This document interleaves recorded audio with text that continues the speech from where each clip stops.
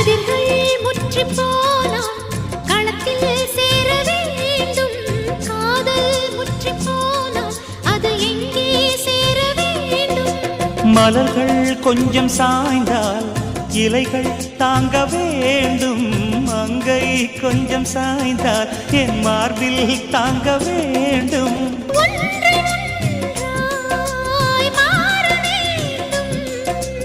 உன்னில் என்னை தேட வேண்டும்.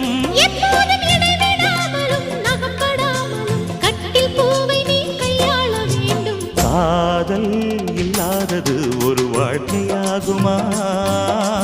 கண்கள் இல்லாமலே ஒரு காட்சி தோன்றுமா? காதல் இல்லாதது ஒரு வாழ்க்கையாகுமா?